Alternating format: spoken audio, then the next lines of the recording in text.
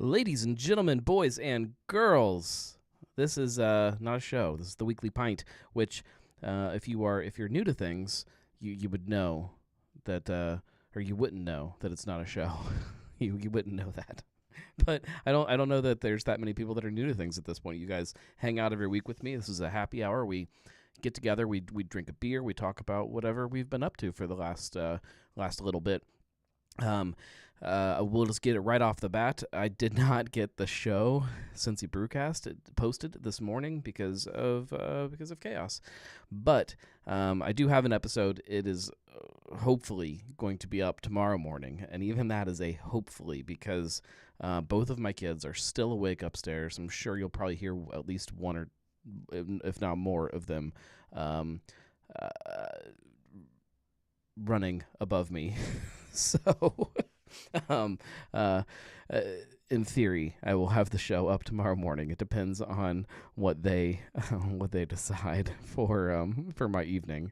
If you are new to things, the point of this is for us to all hang out and to drink together. It's like we were hanging out in a bar, just drinking together. So, crack open something. It doesn't have to be a beer. It could be a bottle of wine. It could be a cocktail. It could be a seltzer. Even we don't judge here. It may not even have alcohol in it, and that's okay. We don't judge, but we do want you to tell us what it is that you're drinking, so we feel like we are drinking it with you. Let's see. Julia says she is drinking Westside Cerveza Negra tonight. That is their dark Mexican lager. Delicious beer. Joe is not drinking a beer, but we just got back from High Grain Brewing, where they drank quite a few beers. Pilsner, Schwarzbier, and Oktoberfest. Food was amazing. I support all of that. The lager kick. I support that. You guys know me. Marco is waiting for his truth and then getting to go food. And Caroline is wrestling a very loopy, almost 3-year-old. I respect that. Josh says hi, and he is drinking an extended remix from Sonder Brewing. Marco got his truth. All right, we can start the show that it's not a show now that Marco has his truth. Everything is working okay. If you do want to take part in the conversation, you guys are figuring it out, you jump on the chat and you just talk to each other. I'll put the chat up on the screen in just a second for those of you who might be watching in other places. Or you can call in. I saw that Joe was talking about the Shift Beers drunk line. We've got a drunk line here too.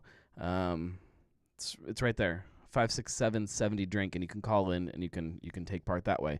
However, you don't have to be drunk to call in to my drunk line versus Shift Beers, where I think they tell you that you absolutely have to be drunk in order to call, and in fact they will delete your voicemail if you are not. Here comes the chat. Should start popping up here for you. We'll see. I don't know why it does this now. There's a lot of little things that I need to figure out some new technology to get it to work better and work more the way that I want it to work. But feel free to chime in, everybody. I am not going to drink an Oktoberfest beer on this week's episode. I almost was going to, but this week's episode of Cincy Brewcast, not to spoil anything, is kind of a two-part episode. One part I recorded with Lee down at Danger Wheel. I guess that was, I don't know how long ago that was. Was it a week? 2 weeks? Was it? It wasn't 2 weeks. A week ago? I don't know. We recorded down at Danger Wheel, and it was very loud and very chaotic. I haven't actually put headphones on and listened to what it actually sounds like, but I have a sneaking suspicion that it is probably not the best podcast you've ever listened to as far as the sound. So I recorded a second half of the podcast that is Oktoberfest Quest. We are doing a showdown, or we are going to be doing a showdown. It should have been posted today, but it wasn't. And it's a good one. It is a two of the bigger breweries in town kind of battling, and I won't spoil anything. But one of them may or may not be 50 West, and you guys know the last couple of years I've really liked that beer. So I am going to drink a beer, though. before we get to anything else, I need to crack one open here. I had to grab this one to try it. This is from Third Eye. This is their Getting Twisted. It is collaboration with Tuba Baking Company. If you guys have never been to Tuba or had any of their stuff, they're this really great German-themed restaurant here in town, and they're making incredible stuff. Getting Twisted is a German pretzel ale, 5.2% ABV and 15 IBUs. Let's read the description here. With Oktoberfest upon us, we were inspired by everyone's favorite salty snack, the pretzel. We've teamed up with our friends at Tuba Baking Company to create a one-of-a-kind pretzel beer. Freshly salted Tuba pretzels were added to the brewing process. German barley, rye, and wheat mingle with a touch of salt to deliver this delicious liquid pretzel experience. Yeah. So the only pretzel beer that I've had would be that Shock Top pretzel wheat, and I've had it a couple times in my life, including once fairly recently. And I think it is foul. It's a fun idea, and I appreciate the idea, but the beer does not taste good. So I'm hoping that this takes that fun idea of making a beer that tastes like a pretzel, but does it in a way that tastes better. We'll see. I'll be nice about it if it isn't.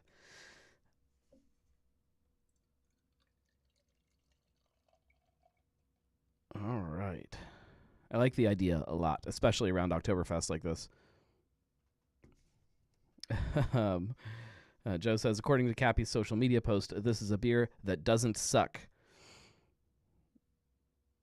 Isn't that very relative, though? There's a lot of people that drink beers that they say are awesome that I think are not, and vice versa. Jeff is drinking a Fatheads Abusive IPA while fishing in Lake Erie. Like, you're currently fishing? You're currently on the lake? Because that's a fairly big beer to be out on the lake currently fishing. I guess you don't have to be on the lake. You could be just standing on the shore. I didn't even think about that. This smells exactly like a pretzel, you guys. Even like this far away. Yeah, it smells like a pretzel. All right, let's get into this here. Holy smokes. That's in a good way. They nailed the aroma.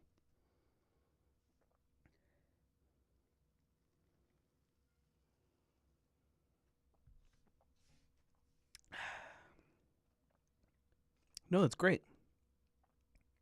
Oh man, that's delicious. So the Shock Top, not to compare this to Shock Top because that is not fair. But this tastes like a beer first still, which Shock Top just tastes like this. This artificial. If somebody described a pretzel flavor, and a flavor company went and created that taste, that's what Shock Top tastes like. The Shock Top pretzel wheat. Whereas this tastes like somebody took a beer and really tried to incorporate those pretzel flavors into it without making it taste too much like a pretzel, if that makes sense. This is delicious. This is amazing. Joe points out, and I did see this, that Third Eye suggests mixing it with their higher purpose, their milk stout, for a chocolate-covered pretzel experience. I don't think I have any of that, so I'm not going to do that, but I encourage everybody to try it by itself first, because it is really good. This was one of those beers that when I first saw that they were doing it, I was a little bit hesitant to invest in a large quantity of the beer, because this could have gone down several different roads, and some of those roads are not tasty ones. Even in a 16-ounce can, I was afraid that it was going to be too much, but it is not. It is absolutely delicious. Lee says, Tuba is the best. Their new spot is awesome. They are amazing. If anybody hasn't been, you should definitely check them out. Derek says, just water for me tonight, getting over a stomach thing, but pretzels sound delish. Comparing to Shop Top, definitely low bar. It's the only pretzel beer that I know of. Now, I have, like, one of the fun things that I like about Oktoberfest beers, if we can, I'm not going to drink one on this episode, we will talk about them, is that there are some that have this little note in the background that reminds me of pretzels. I don't know what that is. I don't know if it's I mean, it's got to be some kind of a malt thing, but this takes that and really like dials it up like 10 notches, and then the little salty addition to it, man, it's just absolutely fantastic. Yeah, absolutely delicious. If you guys have not already ran around trying to find this, go buy it now because it is really good. What else should we talk about? So I made a couple stops. I made several stops this weekend. On Saturday, I stopped. This is kind of multi-level kind of stuff here. If anybody hasn't noticed on the website on thegnarlygnome.com, there is a whole section of the website that I've been working on building out. It's slowly getting there of a bar. I don't want to call them reviews because I'm not reviewing a bar at all. I'm just kind of giving you the rundown of what different bars around town are like, with the long-term goal of if you are prepping to go out with your friends or to go out for a date night or just to go out drinking or something and you want to go some kind of new place, there will be that resource on the website, similar to the stuff that the breweries have on there already, where you can pull up a bar and it'll give you some pictures of it and kind of my take on what that bar is about. I tell you that because over the last I don't know, last long time actually, but I've been diving into it a lot deeper in the last, we'll say, 6 months of trying to get to more and more places to get some notes taken and get some pictures taken and that kind of thing. And one of the places that I was wanting to go was in Milford, a place called By Gollies. It's a little bar. It's been there for as long as I can remember, and I don't know if we've talked about this, but I did grow up in Milford. I spent most of my elementary school years there. So, I mean, By Gollies was always there. It was the kind of the bar. They announced recently, I don't know when they actually announced it, there was like an ice cream shop or something that they had opened on the side of it, and that closed down. And then they announced that they were going to turn that into what they're calling the 1796 Saloon.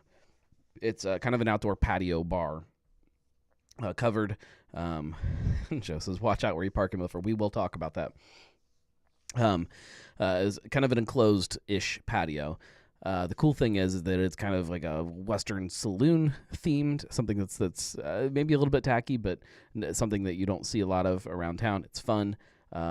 It's also cigar friendly, which if you guys know me, you know I'm a big cigar guy, and so it was multifaceted that I needed to get out there and check this place out.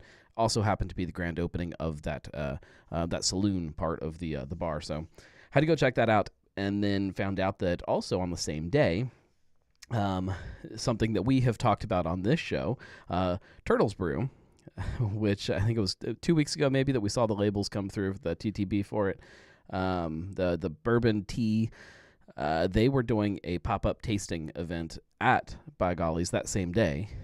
So I had to go. Absolutely, there was no way I couldn't not go to not only try Turtles Brew, but also to get out there and see this new addition to By Gollies and to get some pictures and get some stuff written up for eventually for the website. Who knows when that actual section will be up, but it is something I'm working on. So I did get to try Turtles Brew, and I want to talk about that first because I actually really enjoyed it. I know that I probably mentioned that the artwork was a little cartoony for me. I was afraid of what maybe we were in for with it, and I was extremely pleasantly surprised. It was delicious. They had two flavors, lime cherry and then like a raspberry peach. They're both good.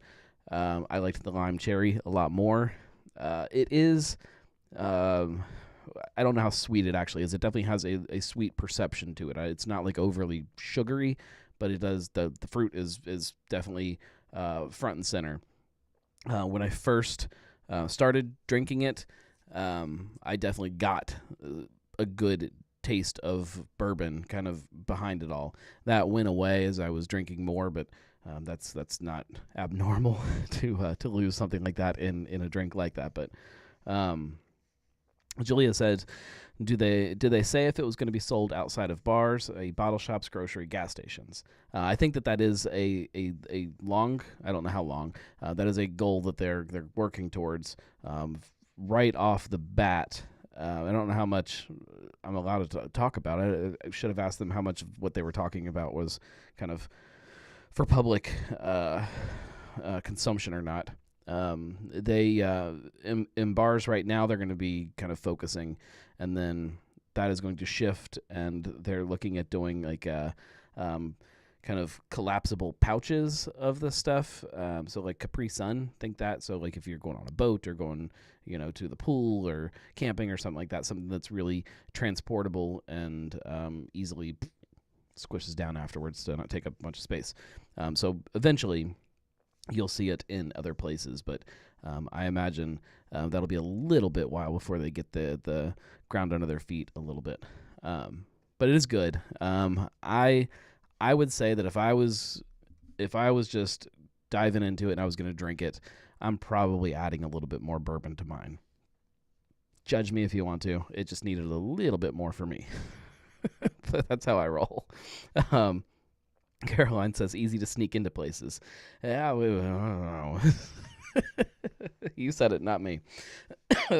And then, so from there, I did have to make a quick stop at Little Miami, everybody's favorite place to try to park these days. I was hoping, we'll go behind the scenes, why not? I was hoping to get somebody from Little Miami on the Brewcast for this week to talk about this parking stuff, which I assume everybody saw it. They made signs. They didn't just make up social media posts. They have signs up in their parking lot that let me see if I can pull it up here to get the direct quote. So I was going to try to get them on the show. They told me they had no interest in coming on the show. They were done talking about parking and that it had been beat to death, I think was the direct quote. Here we are. All right. Here is the sign, and this is an actual sign that is in their parking lot. Says, notice, the entire lot is owned by Little Miami Brewing Event Center. Parking reserved for private events only. Only Little Miami Brewing Company brewery parking allowed if there is no private event. No Millcroft Distillery parking. Violators will be towed. So, okay, let me start off the bat. I get it. They have a parking lot. It's got 120-something spots in it. They pay a lot of money for that. I get them not wanting people to park in that lot if they are not spending money at Little Miami. Here's where it gets complicated. It gets complicated in several places. Number one, Milford is a DORA district. That's part of the whole thing that they're trying to build. You can go in somewhere, you can get a drink, you can go walk around town, go to another place, get another drink, keep walking, keep moving around, keep spending money at different places. Share the love. This gets very complicated when you tell people that they can't park in your lot if you're not a customer. And people asked and said, well, what happens if, I go and I get a beer and then I want to leave and I want to go somewhere else? And Little Miami made it very clear that you were only a customer while you were there.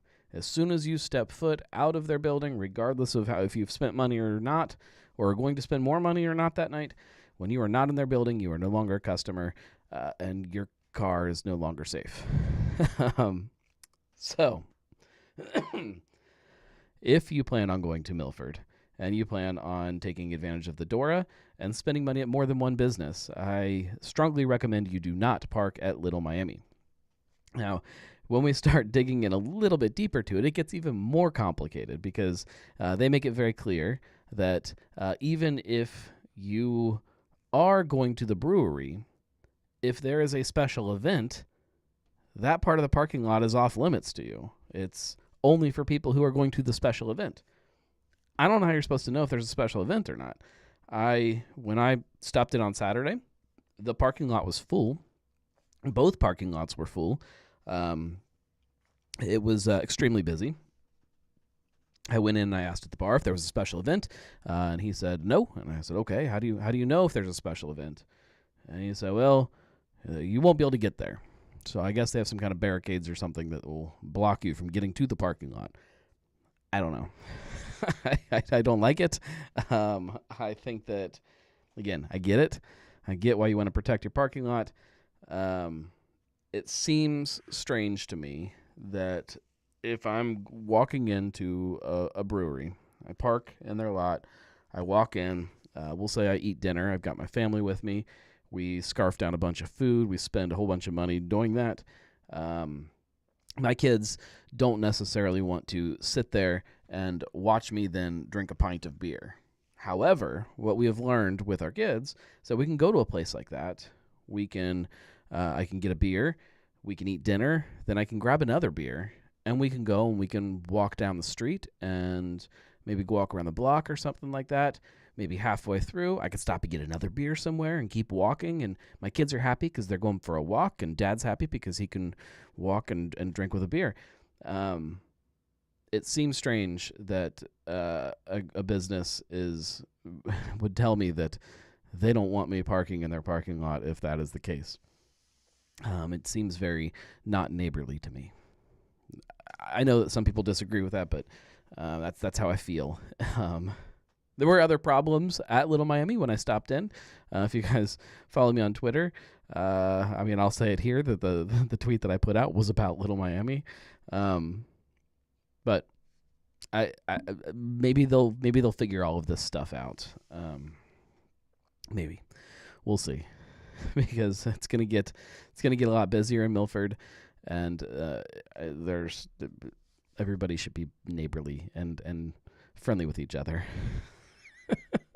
So after that, I shot over for a beer over at Paradise to meet up with Julia and Josh, and we and then the other Josh, and and Lee, and we hung out, and I got to hang out for just a few minutes before I had to get on to get down to Covington to see some friends. They had their band was playing, so it was nice. Caroline says maybe the city will do something, but that would be the government would have to do something good. There seems to be really simple solutions for me. Like I get you wanting to protect your parking lot. If you're going to be, Julia says, did you leave before or after I fell out of my chair? I can't remember. I don't remember you falling out of your chair, so I'm going to guess before. Oh, Lord.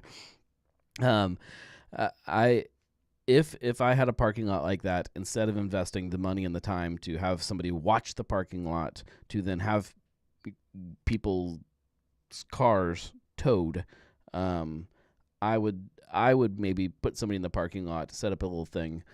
So if you are visiting the brewery or an event or something, you can get your parking validated, and otherwise you're charging people for parking.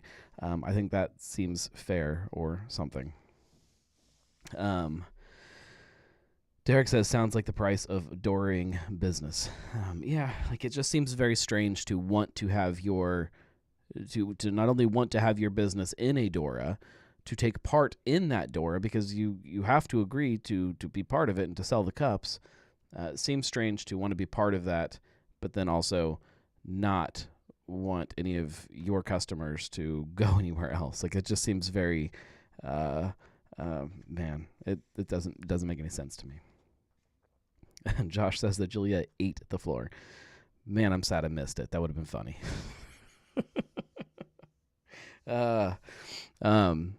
So that was my Saturday. Tons of exciting stuff. Then Sunday we needed to get a bunch of stuff done around the house here, and ended up just not. We ended up at my in-laws' house all day, and we spent the night there because we didn't want to come home. So we put it off, and then today is when I started getting everything done. Caroline says that validating parking is probably the only way they could win at this point. If you want to protect the lot for an event, $20 to park unless you're part of the event or something. That's the way I see it. Like, it just seems a lot easier and a lot less messy. And I feel like, and not that I would ever do this. Like, if I'm parking in somebody's lot, I'm definitely spending money at their business. But if somebody didn't want to, like, say there was somebody that's like, oh man, I'm going down the street to the toy store or something, and I really can't find a place to park. I'm going to park at Little Miami and walk over. I think you're less likely to feel bad about it, or to I don't think people would be pissed off about spending, $10 or $20 to park. I don't know.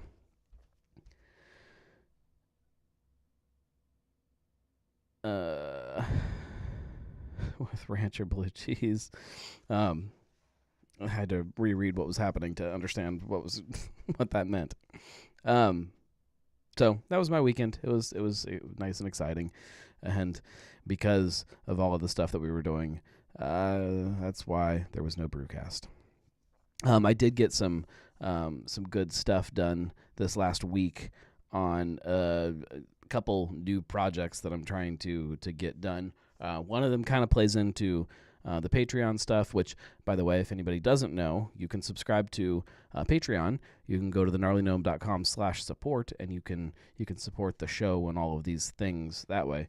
But there is, I've mentioned it a couple times, that we're revamping all of that, and it's going to look different. Well, it's not going to look any different, but the tiers are going to be a little different, and there's going to be some new benefits and that kind of stuff within that.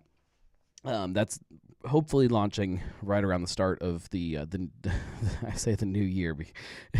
That is when it's hopefully going to launch. It seems very far away when I say it like that, but it is.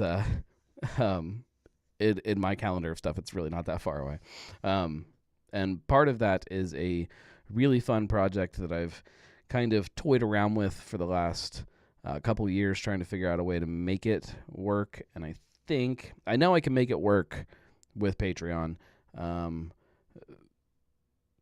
Mostly. There's another aspect to it that I might be able to do. It's not exciting to talk about with you guys because I don't want to give anything away, but it will be fun. And it'll be really cool and a neat thing for people who are Patreon subscribers or not. If you don't want to subscribe to Patreon, you can still, there will be a way for you to take part in this too, depending on how it all works out. We'll see. We'll see. We are heading on into full-on Oktoberfest season. The festivals are starting. Grainworks just did theirs this weekend on Saturday, which I didn't get to go to because I was busy with everything else. But it means their beer is now out. I did see Wiedemann. I know they released theirs on draft. I believe their cans are out now too. I don't have it yet in my fridge, but I will soon. Trying to think of who else is new out there. What becomes very difficult at the beginning stages of this is that the biggest breweries seem to be releasing theirs all at the beginning of Oktoberfest season, whereas some of those smaller guys are releasing them towards the end. That gets a little bit harder when you're trying to be fair with how you're setting up a bracket.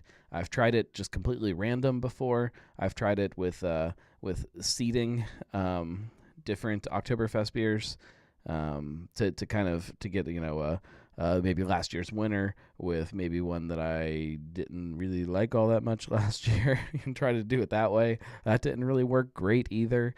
I still have not figured out the perfect way to build the brackets, but I'm doing kind of a modified version of both of those this year, sort of. But we've got I think I've got 6 or 7 of them in there right now. So Caroline says that Joe got high grains tonight, and on Friday he was a fan. I believe I've got high grains in there. I believe. Tim says, how about a loser bracket? The loser bracket depends. Usually The only times I've done the loser bracket is if we have kind of a weird number of them, and it helps to round out the last round maybe. I like doing it because there are definitely plenty of times where somebody gets eliminated pretty early just because they're up against somebody that's also incredible that could have a very good shot at it. That happened with Westside last year.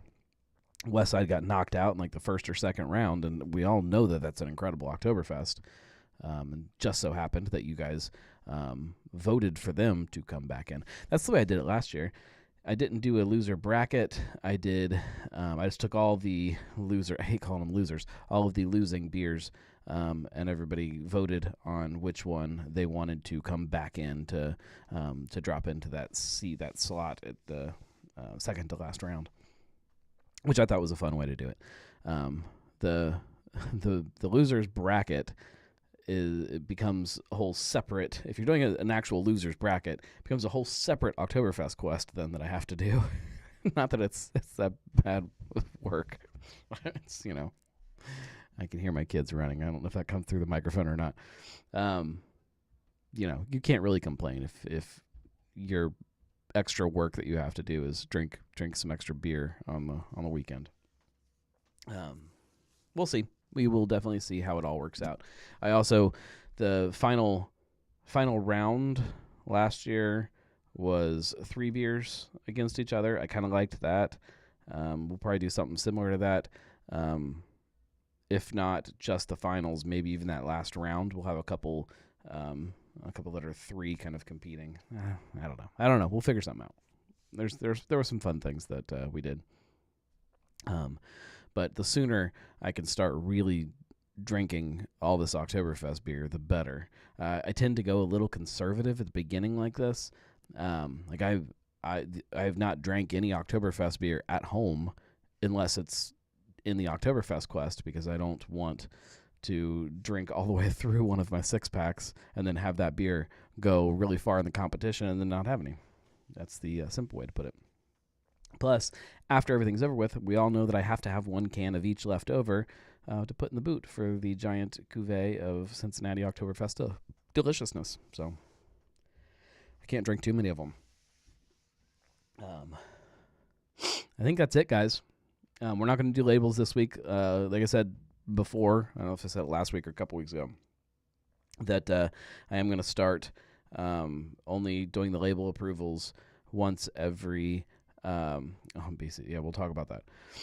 Every few weeks when we get a nice stockpile of releases or of labels. Marco mentioned BC's. BC's sent out an email to their Mug Club members informing them that BC's Montgomery was going to be closing for good. Miles wants to know if Liberty is also closing. So if you go back and listen to when they were on the Brewcast a few weeks ago, they said that they were going to wait until things were kind of up and running with the brewery and then make a decision on kind of whatever made the most sense. Clearly, that's not what happened. They decided to go ahead and close Montgomery now. So my first instinct is to answer that no, Liberty is not closing, but the accurate answer is probably who knows. We'll see. We hope not. But anything could happen in this world. It is currently still open. What is the official closing date of Montgomery? Do we know, or is it already closed?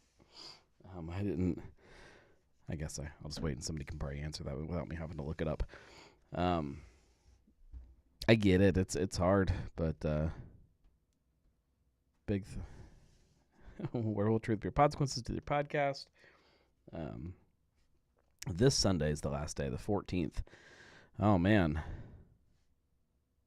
Yeah, definitely gonna have to try to get out there at some point. Probably won't be Sunday.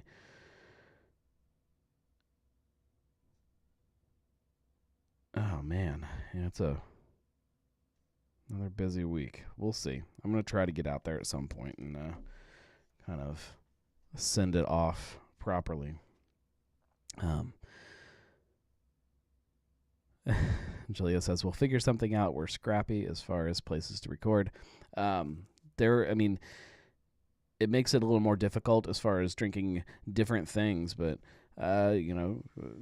March 1st is right down the street there. It's not that far away, and they are one of those places that has nice, easy hours.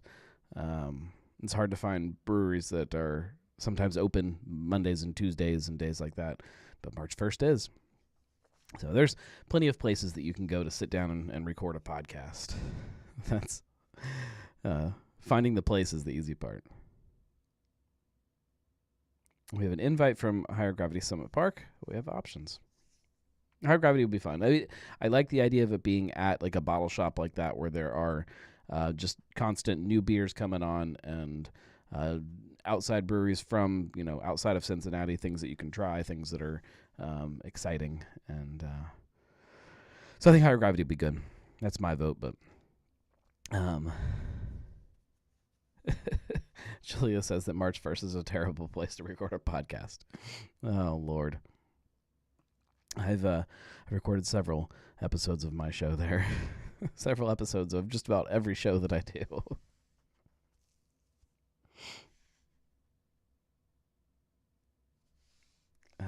Caroline says the breweries can be hit or miss. We were told High Grange should be pretty quiet today. No promises, and it was hella loud after 5:30.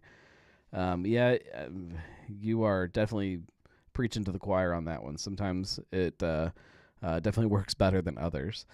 Typically, and it's a little easier for me now, I would much prefer, if I'm recording at a brewery, to show up like in the afternoon or even earlier and record then, because you don't have to worry about all of that crowd noise. I like some crowd noise and I like some background noise. I think it gives it a sense of place, but if it's loud, sometimes it's hard, as you guys will see on this week's episode with Lee, because it was very loud.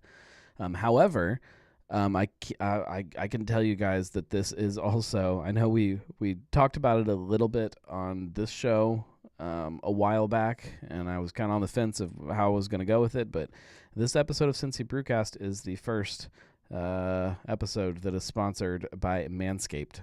So you get to hear that.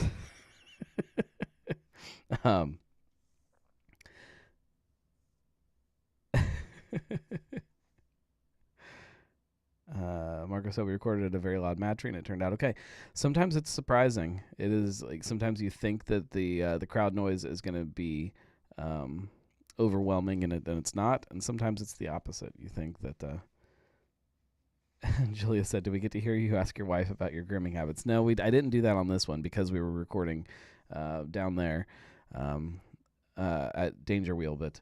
I did definitely ask Lee if he could smell my balls. So that's a preview. Miles says, "Where's the gnome headed this week?" I don't know yet. I have nothing currently scheduled for next week's episode. These weeks where I'm busy, like with a lot of work things, it becomes really, really hard sometimes to nail exactly what day I'm going to be able to record down. I think that's this week. I am recording an episode of Bruce Guy's Happy Hour with Brett and Mike this week, though. So that I don't know when that episode will air, but that'll be fun. So I'm recording somebody else's podcast for sure, just not necessarily mine. We'll see. Hopefully, maybe when I figure out what day I can record, we'll do something at BC's Montgomery. Not to record too many episodes in a month at BC's, but just to kind of send them off. Again, if I can figure out what day I'm able to record, which I don't know. If I can do anything, it's probably going to be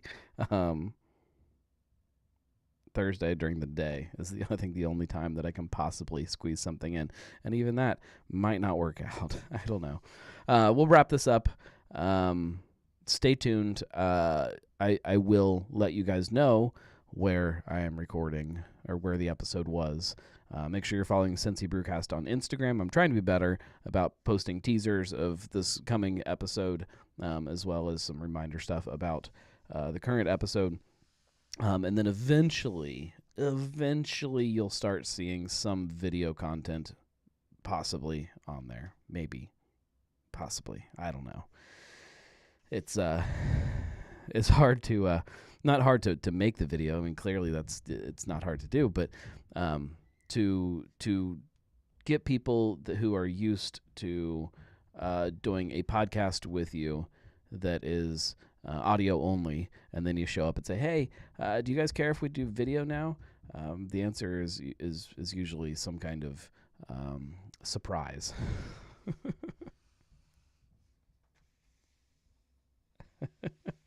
All right. Thank you guys very much for hanging out with me. Like I said earlier, if you want to support all of this stuff, this show that isn't a show included, Margo says, please don't post any Manscaped testimonials. My commercial is all a testimonial. It's all me talking about my balls. Just a heads up.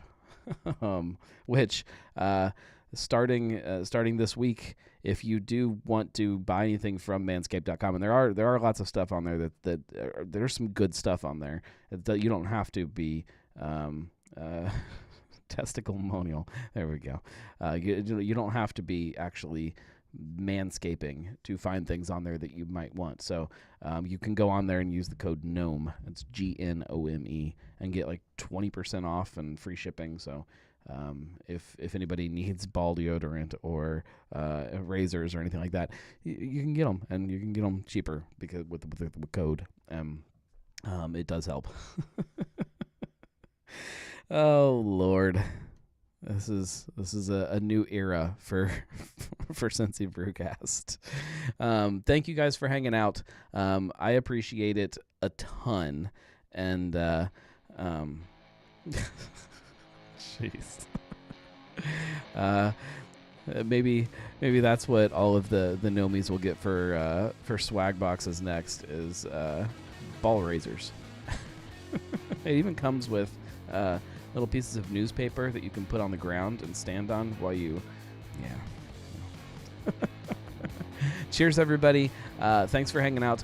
We will be back next week, Monday nights, 9 p.m.-ish, and we'll do this again because it's fun, and it does kind of feel like we're hanging out at a bar together, and that is obviously something that I like to do. So cheers, everybody. Thanks for hanging out with me. Go get some Pretzel Beer because it's good. Have a good night.